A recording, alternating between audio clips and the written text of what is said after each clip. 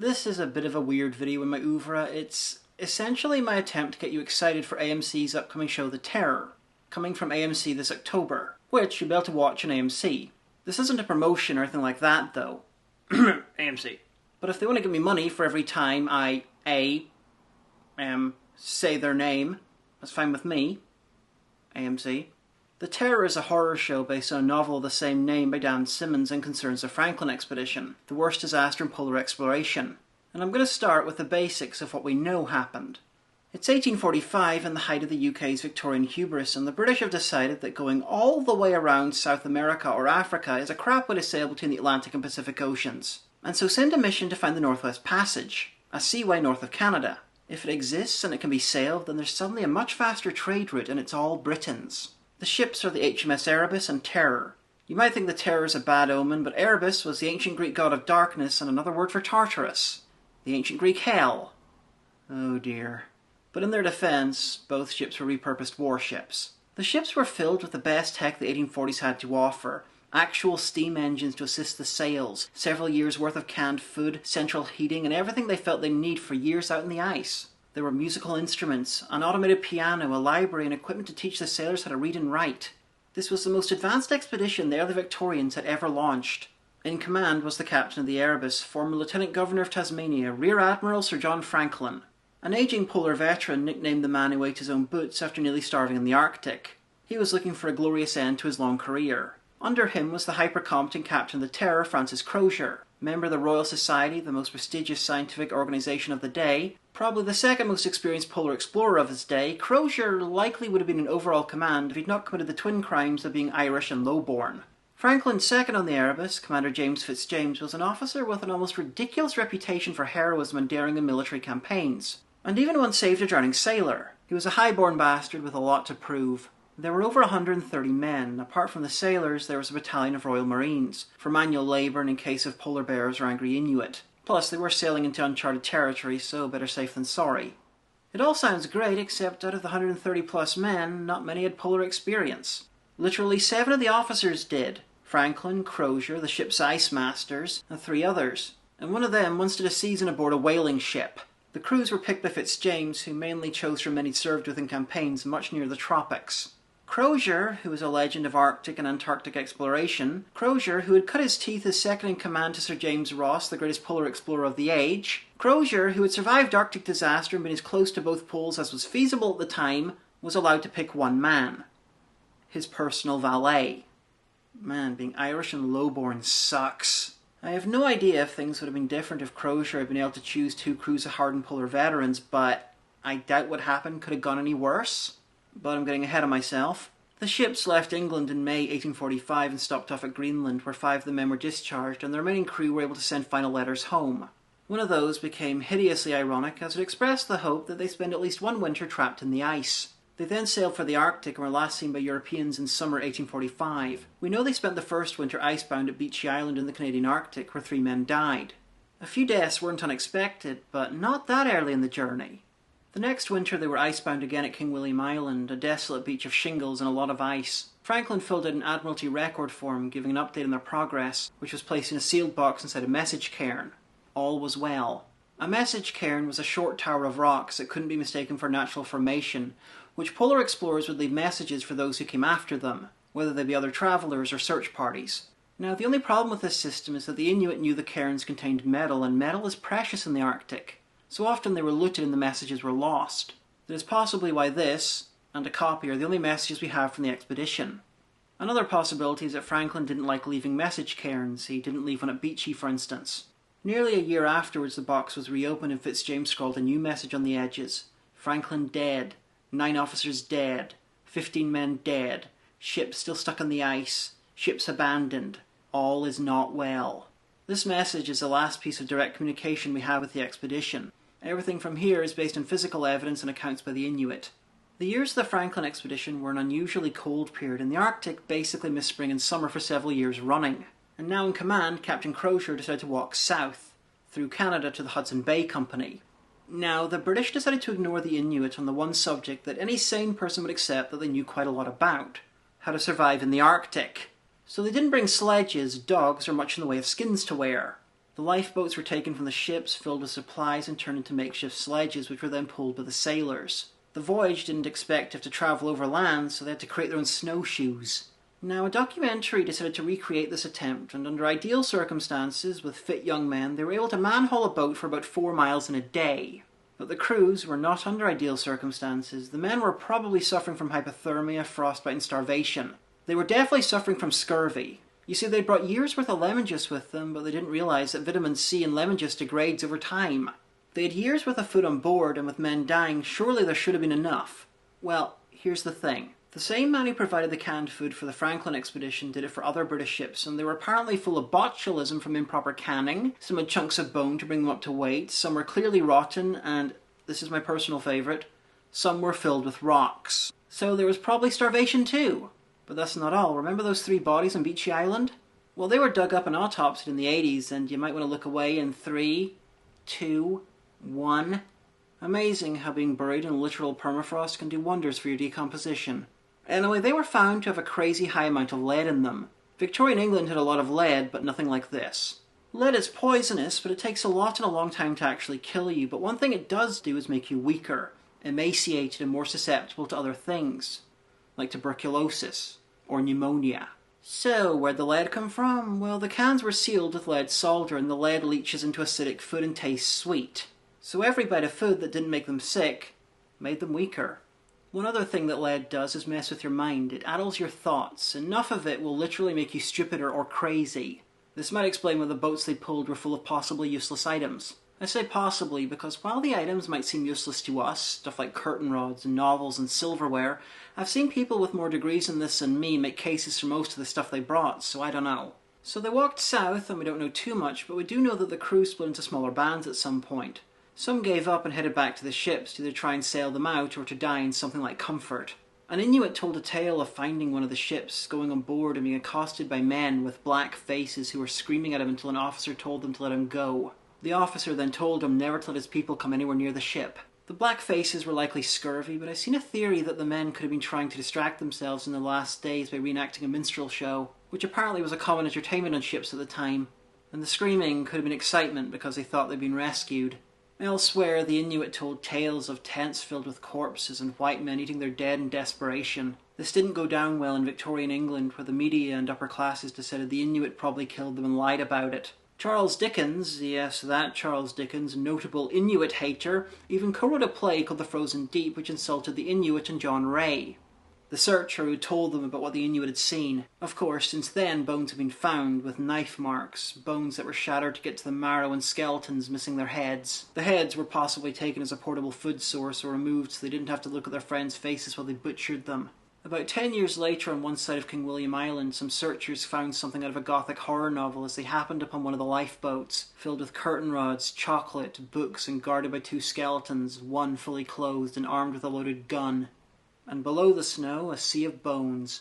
One of the later accounts tell of a band of men wintering with some Inuit, and afterwards their leader gifting them a sword. This sword was later traded to the Hudson Bay Company by the same band of Inuit.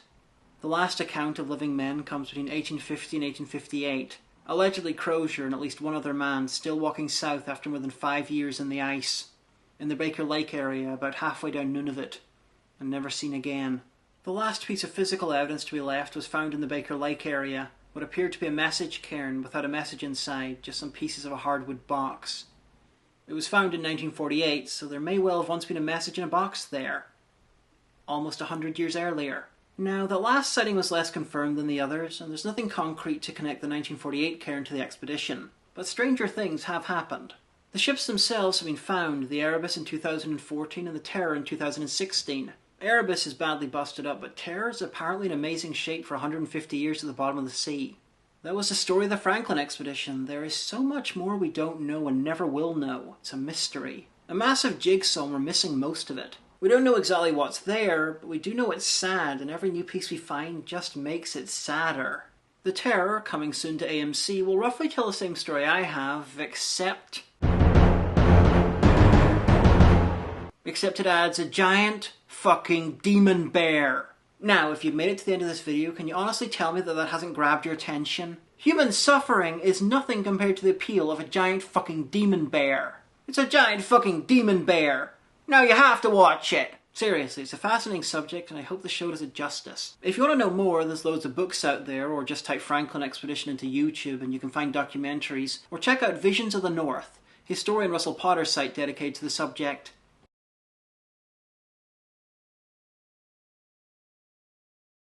Before we begin, check out this amazing straight out of Banbridge Francis Crozier t-shirt that I found at somewhere called Diamanda Hagen's Redbubble.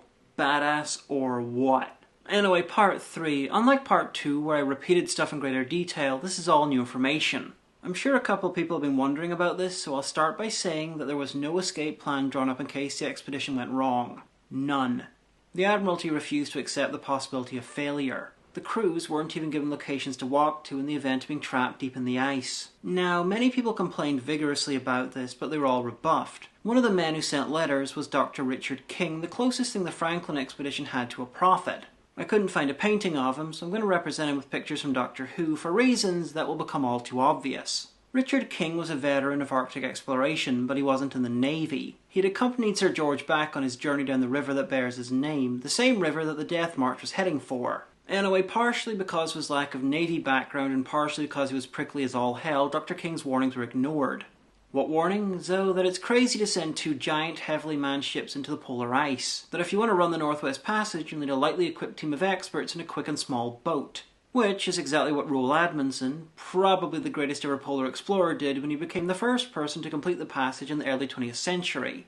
And it still took him 3 years. Later on, most of the Admiralty concentrated their search on the far north. Partially because Franklin didn't leave a message carrying Beech Island to tell him of his plans, and partially because the passageway the expedition had sailed through was frozen solid by then. So it was assumed that they couldn't have gone that way. The search got so desperate in the high Arctic that they started trapping foxes and putting collars with messages on them before releasing them again, in the desperate hope that one of the lost men would find them. Apart from those who died, yes, men died in the searcher who probably had it worst was Sir James Clark Ross, Crozier's best friend and the former captain of the Erebus. He was the only man of his day more experienced in polar exploration than Crozier. He was also pimp as fuck. They had spent 4 years exploring Antarctica together and Crozier was the best man at his wedding. Crozier was Spock to his Captain Kirk. Ross was the first choice to lead the expedition, but his new wife demanded that he retire from the Navy, leaving Crozier the most experienced polar explorer in the service. He came out of retirement to lead a fruitless search for his friend. It took a huge amount of badgering from the media, members of Parliament and Lady Franklin herself to convince the Admiralty to admit that something might be wrong. The earliest searches began in 1848 when it was already too late. Years later, when they eventually stopped sending rescue ships and declared both crews dead, Lady Franklin sank her own family's money into further desperate attempts that obviously came up empty-handed. Anyway, before those searches had even begun, Dr. King was busy sending letters to the Admiralty telling them that the expedition had been frozen on the western side of Somerset Island. Not exactly King William Island, but close enough to be really impressive. And those letters were sent in 1847, early enough that the bulk of the men had yet to die. Dr. King also said that trying to rescue them with ships would be folly as they'd be trapped too deep into the ice, and the only possible way to rescue them would be by sending fast-moving relief teams up Back's Fish River, the exact place Crozier was heading. King was later assigned to the rescue effort on the HMS Resolute, which is a nice segue into the Franklin expedition, the UK and the USA. Okay, I've mentioned that HMS Terror was a warship.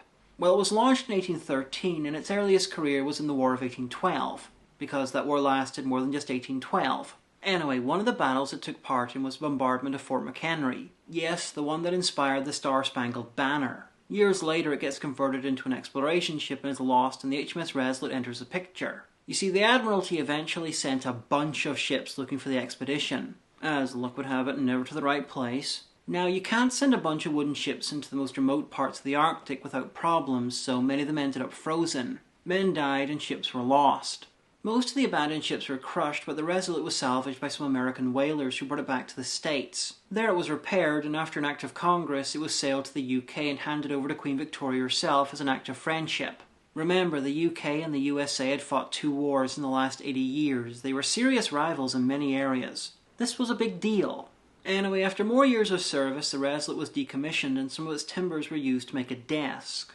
A desk that was given to the American people as a sign of friendship. The Resolute desk that normally sits in the Oval Office. So isn't that nice? Anyway, back to the horrors. We know the walk south was a suicide mission, but what many people don't know is how surprised people were when the news of the march got out. You see, northeast and after a much shorter journey lies Fury Beach, where the HMS Fury was wrecked 15 years before and where a huge cache of food and supplies were left. And it was right off a popular whaling area. So why did they go south? Crozier and Franklin's peers eventually concluded that there must have been something else they weren't aware of blocking their path. Possibly huge walls of ice to the east that they just couldn't get past. Since then, the consensus why Crozier chose to go south has shifted somewhat. One, they didn't know for sure the supplies were still there, and Fury Beach was even more barren than King William Island, so possibly he felt he couldn't risk everything and assuming they were still there and intact. Two, if they were dying from botulism, then people were likely avoiding the canned food whenever possible, and that means hunting and scavenging, and there's nothing between them and Fury Beach. Three, if they had scurvy, which they almost certainly did, then the supplies wouldn't help. Fresh meat helps with scurvy, though not as much as fruit, and going south meant the possibility of hunting.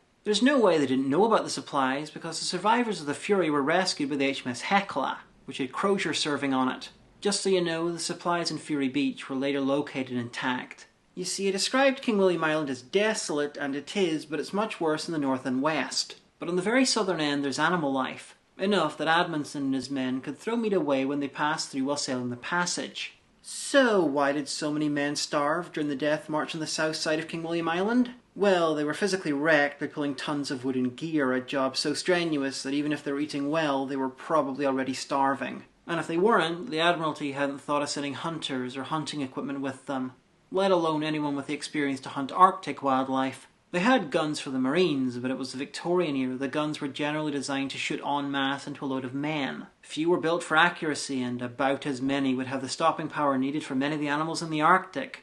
On Beachy Island, a group of searchers killed a polar bear and discovered a several-year-old musket ball in its skin, fired by one of the Franklin expedition. With what they had, they couldn't even get through its skin. And apart from all that, there were 100 men at the start of the death march. About 40 were seen at the south side of King William Island. Even if every man was a skilled hunter, the area could not sustain a group that large. And whatever food they brought was not going to last forever. One of the great many things that sealed the expedition's fate was the belief that King William Island was part of the Canadian mainland. You see, it hadn't been properly mapped by this point. They had a choice after going south from Beachy Island, to assume this random piece of what passes for a map is wrong and waste precious time on going south and therefore discover the south coast, or assume the information is right and go around the north coast to find the route through to the Pacific. Remember, they're only a few hundred miles from the edge of the fully mapped out parts on the Pacific end. Anyway, that's what they did, and here's the terrible luck. The south side of King William Island, apart from having more animal and vegetable life, is a lot less prone to freezing for years at a time than the north side. If they'd gone south, then they may well have got through after a year or two in the ice and returned as heroes. Although the strait separating King William Island from the mainland is very shallow and rocky, so likely they would still have had severe trouble. At the very least, they'd have more access to food and been closer to the nearest settlements. There was an interesting bit of research done recently. Tests were done on the bones of 24 sailors found in King William Island that indicated that 4 of them were women. Now, the bodies were definitely not Inuit, and while the tests don't quite have a 100% success rate, it's still pretty high. And women serving in the Victorian Navy was not unheard of. It's just if they were discovered, they were kicked out. Now, 129 people weren't the only crew aboard the Erebus and Terror. There were the unwanted shipmates of insects, rats and whatnot, but also 3 ship's pets. A Labrador Terrier called Neptune, a monkey, a gift from Lady Franklin called Jacko, and a cat. There's no record of its name. According to letters sent back from Greenland, the labby was wonderful. Lieutenant Fairholme even went so far as to say, "He's the most lovable dog I ever knew." Jacko, though, was far less popular, though Lady Franklin thought that dressing him up would be a source of great fun. Again, there's nothing about the cat. Now, we don't know what happened to these 3, but we can guess, and it's not pretty. The crew, to a certain extent, knew what they were getting themselves in for, what dangers they faced. The poor animals, not so much.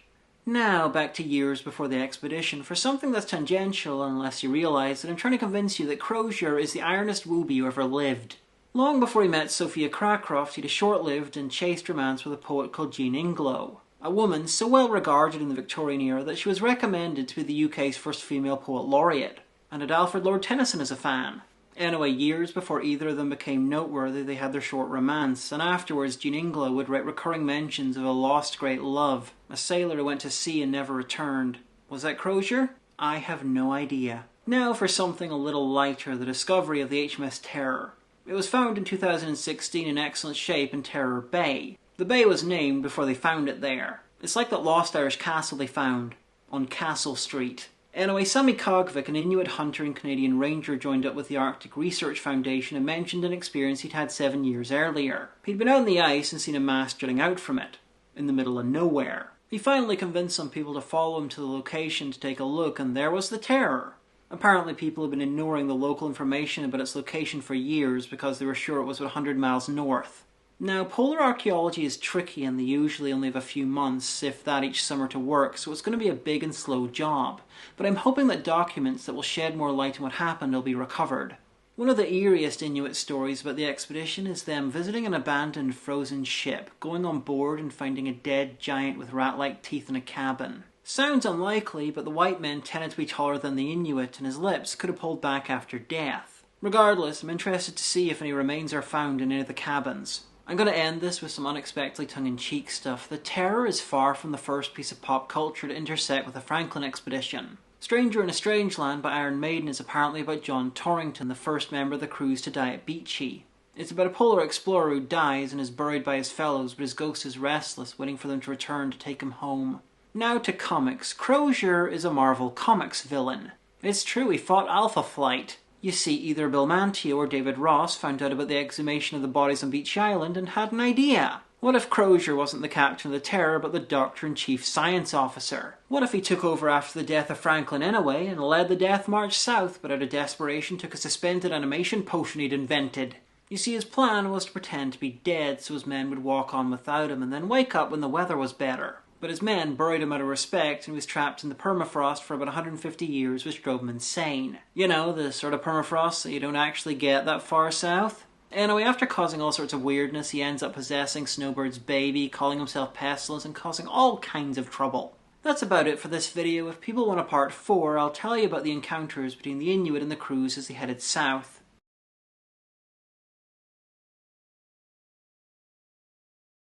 This is sort of a sequel to my video, The Terror and the Basics of the Franklin Expedition. It's extra info that I didn't put in because I was trying to keep it as basic as possible. My main aim with that video was getting you interested in seeing the Terror. Even though that was my main aim, I'm really more interested in the real history. Though I am looking forward to seeing the show. So, if like me you're interested in real history, here's another video about the Franklin Expedition.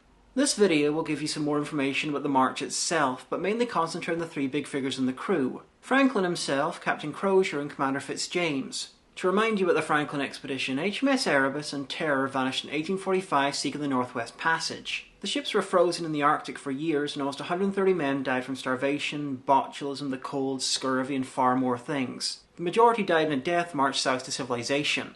The loss of the Franklin Expedition really can't be understated when it comes to the sheer amount of attention it got. The greatest power in the world had lost its most advanced and most expensive expedition. It's like the moon landing crossed with the lost Malaysian jet. Imagine if Apollo 11 had flown to the other side of the moon and just vanished. For years afterwards, the Franklin expedition and those searching for it were massive news. Franklin, the captain of the Erebus and leader of the expedition, was a pacifist. An unusual thing to be when both a rear admiral and the governor of a brutal penal colony. He didn't set Tasmania up as a penal colony though. He arrived and made things somewhat less brutal. He became a pacifist during the Battle of Trafalgar. Seeing so much death up close changed him. And somehow he managed to work his way up the naval ranks while being opposed to violence. It's like a comedy sketch. It's probably lucky that he was active in one of the most peaceful periods of the 19th century. For the British, anyway. You see, the Royal Navy was huge, but between the Napoleonic and Crimean Wars, they didn't do that much warring. So they got heavily involved in exploration, and that's why many of the exploration ships were former warships. For sailors, this was a great deal, as a Navy man who doesn't have an assignment would receive half his usual wages. But exploration counted as an assignment, with the potential for extra money and possible fame. You see, men weren't assigned to ships until reassigned. They were left on land at half pay or assigned to a ship for the duration of a particular mission, whether that be war, exploration, or whatever. Franklin undertook 3 sort of successful polar explorations before the one that bore his name. They were all over land, and in the first he was reduced eating his own shoes to survive. He lost 11 of his 20-man party, there was murder and cannibalism. Seriously, it's like the famous expedition that was named after him was a big-budget reboot of his first. Franklin was also a devout Christian who, though he banned drinking and gambling, held a very light leash on the men under his command. Franklin's second in the expedition, Crozier, couldn't be any different. Thanks to his many experiences with polar conditions, he was far less lenient. Franklin's attitude was to try and be his men's friend, or a father figure. Crozier was a far more experienced and successful explorer than Franklin. He was only interested in keeping his men alive, and it didn't matter if they liked him afterwards. Crozier of the HMS Terror probably should have been in command. He had more than enough experience, but internal politics of the British Navy were against him. He wasn't nobility, he was Irish and the wrong kind of Christian. But apart from that, he never really sought the position of leader. He was a melancholic who underestimated his own abilities, even though he was possibly the most experienced active polar explorer in the world. On top of all that, Crozier had many of his positions as second-in-command handed over to Commander Fitzjames of the Erebus. The second-in-command was traditionally in charge of choosing a crew from those who were currently unassigned. Anyway, Fitzjames, who had no polar experience, got the job of choosing the men. And he chose a lot of his old military buddies who also had no polar experience. Fitzjames was also handed responsibility for the scientific work the expedition was supposed to do during the voyage, mainly magnetic stuff. Now again, the second-in-command is usually in charge of the science, and Crozier was a member of the Royal Society, the most prestigious scientific organisation of its day due to his work with polar magnetism. So why was Fitzjames given it? This is going to sound much more harsh than I actually mean it. Fitzjames was by all accounts highly competent, brave, kind, funny, and one of the golden boys of the British Navy. But he wanted fame. His plan was to sail the Northwest Passage, do groundbreaking science on the way, and get left off in Russia, where he'd travel overland back to Britain, become famous, write a book, and be able to retire. He was a bastard from a noble family, so he wanted to make a name for himself. Fitzjames was also briefly in the running to command the whole expedition. Yes, the guy with no polar experience. Why did he get all this special treatment? Believe it or not, it wasn't family connections. One of the reasons he was so driven was that his family didn't open doors for him. He even had to use, and I quote, highly irregular means to become a midshipman. Instead, he fell in with Sir John Barrow, the father of British polar exploration. Sir John's son George was caught up in something highly scandalous, we don't know what, and Fitzjames paid someone off to protect him and his family's reputation. And from then on, Fitzjames was Sir John Barrow's favourite. Anyway, back to Crozier. Why would he even go? He'd done a huge amount of polar voyages, been as close to both poles as was feasible at the time, discovered much of the coast of Antarctica, and not even won a knighthood. He'd written no books and achieved no fame. Even today he's a fairly unsung figure in polar exploration. So why go? Because, believe it or not, being a captain wasn't a massively well-paying job. He was middle-aged, had no wife and few savings, and if he didn't go, then who knows when he'd be offered another command. He also recently had his heart broken, ironically by Franklin's niece. When voyaging with Ross, the greatest polar explorer in the early Victorian era, they stopped off in Tasmania and were entertained by Governor Franklin and his family. Crozier fell in love with his niece Sophia and she didn't return the affection. According to Lady Franklin, years later, she liked Crozier very much, but she had seen the hurt that having a sailor for a husband caused a wife, and so she never agreed to courtship. So with Franklin assigned to command the expedition, it's possible that he wanted to impress her. To make this even sadder, Sophia sent letters to Crozier aboard the rescue ships who went to try and save him. She never married, so maybe she regretted what happened between them. If you're creating a fictional narrative out of the Franklin expedition, Crozier is the natural hero. He was a captain, but he wasn't nobility. He fought his way up the ranks through unshowy hard work. He was a lovelorn brooding figure who outshone his superior and always did his duty. He took command when Franklin died, and even though it was probably impossible, he did his duty and tried to get his men home through 1,000 miles of tundra. Plus, there's the fact that even in the years after the events, it was common belief that he was one of the last men to die, if not the last. Hell, even his biography is called Last Man Standing. So why do people think this 50-year-old guy lasted so long, when men far younger and stronger didn't? Simply put, the Inuit said the leader of the last men marching south was called Aglika, which was Crozier's Inuit nickname. You see, when he was on one of his first polar voyages, he helped a local Inuit tribe with medical stuff, and he became such good friends with one of the members that he taught Crozier some of his language. Yes, Crozier was also the officer who could speak Inuit. Naturally, Admiralty, it makes sense to make him second in command to a man who once ate his shoes to survive a journey, and treat him like he's subordinate to a fame-seeking commander that he outranked. Anyway, Crozier's friend was called Aglika, and they took each other's name as a nickname when dealing with the other's people. To the Inuit, Crozier was called Aglika, and to the British, Aglika was called Crozier. Crozier even promised that he'd return to the area as captain of his own ship, which he did. Anyway, they all said that Aglika was in command of the desperate survivors heading south. But Aglika meant Long Strider, and was a nickname given to various important white men both before and after the Franklin expedition by several different bands of Inuit. So, we don't know who they were referring to when they talked about Aglika. Searcher Charles Francis Hall believed Aglika was Crozier, but we don't know, and never will. The march south was a never-ending series of tragedies that we only have a shattered picture of. There was the Pegler Papers. A steward's skeleton was found face down in the snow by Searcher Francis McClintock. He died where he fell. We don't know the identity of the skeleton, but one of the papers he carried was from Harry Pegler, a superior officer. Many of the papers can't be read any longer, and those which can seem to be diaries, newspaper clippings, addresses, and a parody of a poem that was popular at the time, which means that someone took time out of dying in the Arctic to write a Weird Al about it. It's possible that he was also carrying last letters from his fellows too. The thing that takes this from sad to sad and weird is that some of the papers were written in reverse. Not mirrored, in reverse. When they were first found, they were thought to be in German. It's thought that the reverse writing was an attempt to maintain the diarist's privacy from his shipmates. There were 2 whole skeletons found in King William Island and returned to the UK, both in the decades after the expedition when identification was somewhat primitive. One of them was identified as Lieutenant Lavisconti on account of his gold tooth and buried under the monument to the Franklin expedition at the Old Royal Naval College Chapel in Greenwich. The other was identified as Lieutenant Irving and returned to his family in Scotland. Both of these are almost definitely not the right people. Now, we know that it's not Lieutenant Lavisconti in Greenwich. In 2009, during renovation, some tests were done on the bones, and they found out that whoever he was raised in Scotland. Lavisconti was from the south of England. The prevailing theory is that it's Assistant Surgeon Harry Goodsir of the Erebus. The Irving grave is a far harder question because he was found in a stone tomb that had probably been opened by the Inuit. What identified him as Irving was a small medal for achievement in mass that was lying nearby. We don't know if Irving's medal was placed in the tomb with him, or if Irving placed it there as a mark of respect for a fallen friend. For various reasons, Franklin, Crozier, Commander Gore of the Erebus and more have been suggested as the possible identity of the poor man. The body in the grave in Scotland has never been DNA tested, so we can only speculate. It's thought that the man in the tomb was likely of some importance because they went to the effort of creating a tomb for him. But it was likely very early in the death march, so it's possible that he was simply the first to die.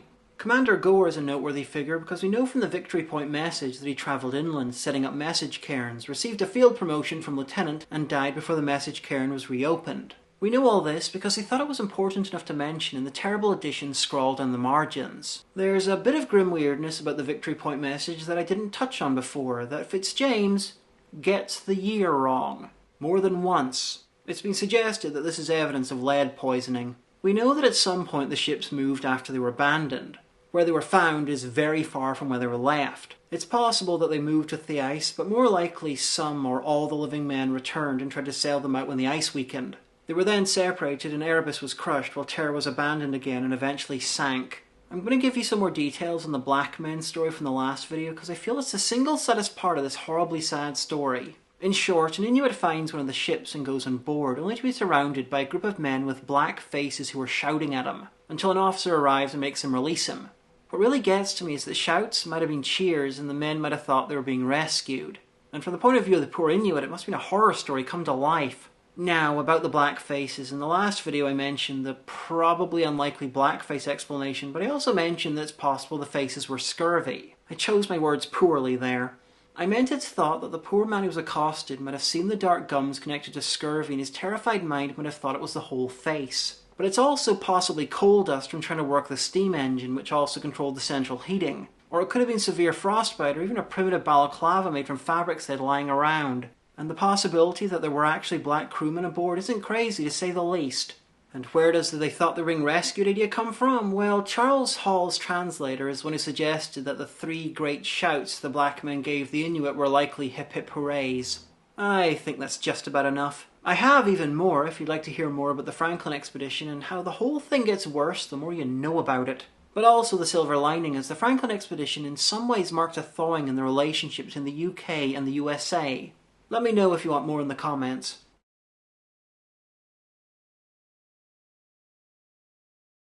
Hello, I imagine this is probably going to be the last regular Franklin expedition video. If you want to know more, there's a small army of books and documentaries out there. Not to say I won't come back to it though, I'm thinking about doing a video about a book called The Franklin Conspiracy, which is Infowars.com for Franklin stuff. In this video I'm going to use footage from several different documentaries, including Passage, a fascinating docudrama about Dr. John Ray, the first Franklin searcher. But it touches on just about everything.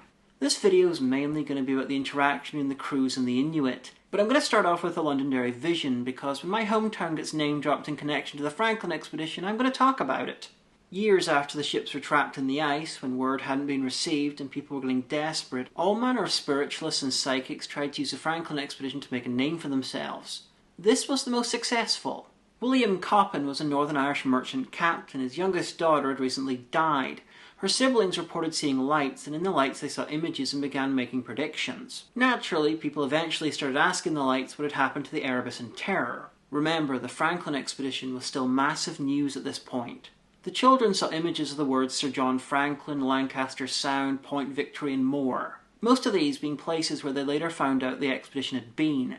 According to some reports, some of the early discoveries by searchers were found after they'd been ordered to check areas seen in the vision. Do I think it's real? No, there were dozens, if not more, psychics and spiritualists bothering Lady Jane Franklin, and this was just the most accurate of them. And let's be honest here, it pales in comparison to Dr. Richard King. When the crews left the ships to march south, the cutlery was handed out to the men. You see, on board ship, the officers used silver cutlery that they paid for themselves. This was usually monogrammed. It was a status symbol. Common crewmen, though, had no need for knives with proper cutting edges, as they ate heavily boiled food from cans or ship's biscuit. But on the road, especially if you're going to try and hunt and forage, you need proper cutting edges, so the officers' monogrammed cutlery was handed out. As a result of this, we know exactly who originally owned most of the cutlery that was found by the Inuit and later traded back to the searchers. It can't be overstated how weird the events of the Franklin expedition must have been for the local Inuit. The British, technically I suppose, owned the Canadian Arctic at the time, but visits from the white men were few and far between. It wasn't like colonization further south. Inuit could live a whole life and never meet any white people, or kablunas as they called them. Apparently the Inuit had trouble getting their minds around the kablunas. They had amazing material wealth, remember metal and even wood were precious in the Arctic, but they didn't understand the basics of how to live in the cold. Inuit bands tended to be small, and here was what appeared to be an army of these strange people dragging boats from the middle of nowhere, leaving equipment and dead as they marched. Now, the only reference I found to this is the Franklin Expedition door at Bombane's Cafe in Brighton, so take this with a mountain of salt. But apparently one of the conclusions they came to about the kablunas was that they were the offspring of disobedient girls and dogs.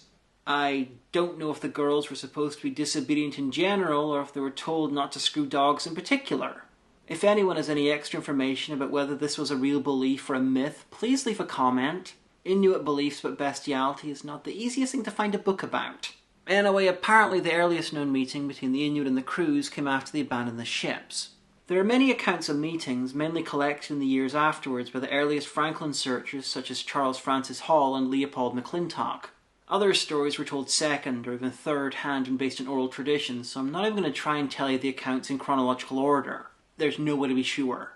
Back in the second video I talked about Aglica, the leader of the last band of men travelling south, and the idea that he was Crozier. Well, here's much more detail. One of the stories featured the Inuit camping near the ships and being visited by the leader of the kablunas, and the second who was identified as Aglica. The leader was older, grey-haired, wore glasses, had a round face, was friendly to everyone and very cheerful, while Aglica was a more distant figure. This sounds like Franklin and Crozier, but the Inuit weren't supposed to know about the ships until after Franklin had died and the ships had been abandoned. The Inuit tended to avoid the north of King William Island because of lack of hunting. But the descriptions of the leader and Aglica fit Franklin and Crozier, and none of the other explorers of the era. And the man who told the story even owned some of the officers' silverware from the expedition. Even the things that are accepted as basically probably facts about the Franklin expedition sometimes don't line up. Maybe the Inuit went unusually far north and found the ships. Maybe the story's not about Franklin and Crozier. Maybe both. Anyway, the Inuit also described something that sounds like a funeral of an important officer. A line of men taking a body inland from the ships, a gun salute and the body being covered in what sounds like cement. Often this was suggested to be Franklin's funeral, but, like I said, the Inuit apparently didn't know about the ships until long after his death. So I don't know, and no one else does. Honestly, I think the funeral happened after the ships were moved, and it wasn't Franklin's but Crozier's, Fitzjames, or another high-ranking officers. If it was Crozier, then that means he can't have been Aglica for most of the stories, because those apparently happened later on. There was a meeting that happened between a small group of crewmen led by Aglica and an Inuit band on the southeast side of King William Island. The kablunas traded a knife for some seal meat and cooked the meat using some blubber, a mistake as blubber is high in calories. The story tells how Aglica would write notes in a book and try to explain what happened to the ships via mime and gestures, which wouldn't have been necessary if it was Crozier, as he spoke the language better than any of the officers. That meeting didn't end well, as the Inuit left in the morning while the crewmen scrambled after them, screaming for help. Hearing that story basically destroyed searcher Charles Francis Hall's faith in the Inuit. He felt they had let the crewmen die. And it seems that they did, but life in the Arctic was and is still hard. They couldn't afford to feed those strangers, they could barely feed their own people. There's a reason Inuit bands tended to be on the small side compared to the size of the crews. One of the last tales of Aglica, though it seems unlikely that this is the same guy, is about a group of 4 crewmen meeting the Inuit on the journey south. Aglica was the leader and an excellent hunter, but he was sick because, unlike his men, he refused to eat human flesh. And when I say sick, I mainly mean starving. They were able to stay with the band for the season, and Aglica was nursed back to health. The crewmen left, heading for Fort Churchill, and never arrived. The Inuit who told the story thought they may have been killed by subarctic First Nations along the way. Remember, with the Franklin expedition, there's a mountain of maybes and possiblies and only a molehill of definite fact. Who was Aglica? No one knows, but he was probably more than one man. One of the stories that helped crystallize the legend that Crozier made it to near the end was some men wintering with a small band, and when the weather improved, the crewman's leader gave them a present of a sword. The sword was later traded to the Hudson Bay Company, and this is it. Now, the Inuit were asked about these events years after they happened, and through interpreters and memory with all its faults, it was eventually decided that the great officer who gave the sword was called Crozar. But Dave Woodman, who rediscovered the Irving grave that I talked about in part 2, has come up with a pretty likely theory. You see, the sword does not belong to a naval officer. It's a marine sword. A marine sword that was given out in the reign of King William IV. That doesn't mean that Crozier wasn't using it, but there was a Royal Marine with the right rank of a sword, who had received his sword in the reign of King William IV, Marine Sergeant Solomon Tozer. Personally, I feel that's about as much of an open-shut case as anything to do with the Franklin expedition. There are also tales that don't include reference to Aglica, such as a report of a camp on Crown Prince Frederick Island, an island so unimportant that it wasn't even added to the maps until the 1920s. I say it's a report of a camp because it's never been checked, not in the 150 years since it was first mentioned. Arctic archaeology is expensive, difficult, extremely limited because of the weather, and an isolated camp on a tiny rock doesn't have the lure of the ships, or the great undiscovered Franklin prize, Franklin's grave. Plus, Crown Prince Frederick Island is a long way from King William Island. To this day, getting there is impractical, much worse 150 years ago, back when any evidence was fresh. Plus, the island's large, just finding a camp would be very difficult. If survivors were there, I can only guess that the men got tired of dragging a lifeboat and made a desperate attempt to sail to safety. And just so you know, these images are not of Crown Prince Frederick Island. It's so unimportant that I couldn't even find any pictures of it. The Inuit told the earliest searchers that they had found a group of roughly 40 men who had starved to death near the mouth of Backsfish River, the river they were heading for. It's possible that the large collection of men were the weakest, left behind to wait for aid that never came. That some men had attempted to sail down the river either in a lifeboat that they dragged or in an early inflatable boat. Obviously no trace of them have ever been found. Backsfish River is apparently very difficult to sail at the best of times. There were other camps filled with corpses, including one at Terror Bay, a short distance where the HMS Terror was found. A collection of tents filled with half-eaten corpses, gnawed at by animals and pieces removed by saws. Skulls with holes drilled in them, possibly another place for the sick and injured to await rescue, or possibly something darker. Remember the tale of the black men I mentioned back in the first and second videos? There's a second part to it. After the officer rescued the Inuit, he took him up to the deck and pointed to tents in the distance, and told him not to go there, not to let any of his people go there, that the men who live there will harm them. There was evidence of cannibalism and long, drawn-out, slow deaths at the Terror Bay camp. While metal and wood were precious in the Arctic, books were not. The Inuit found a large collection of books and papers that the crews had stored on the march south. Not understanding the significance, they cast them to the winds. The consensus is they were probably some records or log books, but I hope they're wrong about that. Remember, when it comes to the Franklin expedition, consensus can change wildly over time as more information comes to light. Now, let me end with some information pertaining to the Terror. The villain of the book and show, apart from the giant demon bear, is one Cornelius Hickey. In the book, and probably the show, he's a manipulative, cruel psychopath with a god complex. But what about real life? Short answer is we don't know. Hickey wasn't an officer, so all we have is his name, age, and where in Ireland he was born. How did he end up the villain?